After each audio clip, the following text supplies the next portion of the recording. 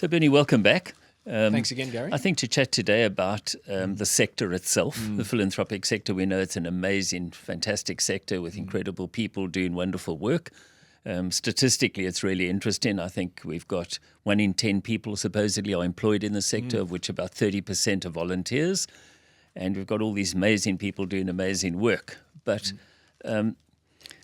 would you talk to our disruption of this in a positive sense? Obviously, we're wanting to disrupt, to change the culture. And how do you see that happening? Well, you're right, Gary. It's the charitable, not-for-profit sector is a huge employer in Australia, and whether it's people being fully employed or whether it's people volunteering their time, I think the contribution is enormous. And when you start to really look at the numbers, you realise the scale of this sector in Australia. They said there's a charity for every 500 people, literally across the board. It's rough numbers, but that's a lot of people, and there's a lot of goodwill there. I think the disruption, and we tend to not use that word anymore these days, but I think the enhancement of the sector and what can really improve what's going on is how to focus some of the energy of particularly the smaller charities, where they're working hard, they're doing the same things over and over again, and particularly where they're raising money from donors in one-off donations. They're doing it every year. They build up their capacity to deliver a particular service or a particular thing, and then they have to start again the following year. And I think it's very stressful. Very stressful. But there's a lot of energy and a lot of cost and resources that go into just raising the capital to keep the charity going, and that's really highly inefficient. And often all of that effort could be better used, or a big part of that effort, to actually providing the service. So I think there's a huge opportunity there in terms of how that can be done. And often it's a case of just introducing ideas to people and letting them decide, which way they want to do this. Yeah, I think absolutely. I think we want the challenge and our disruption or enhancement to be as positive as possible, because it is a wonderful sector with wonderful people and mostly with very good intent.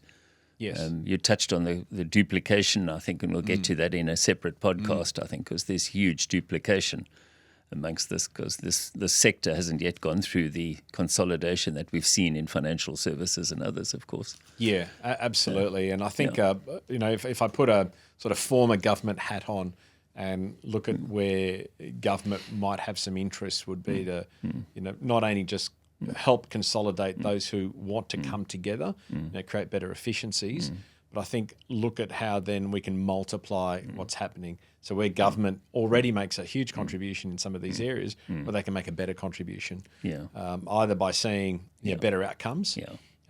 That's what governments are focused on. They want to see a better outcome.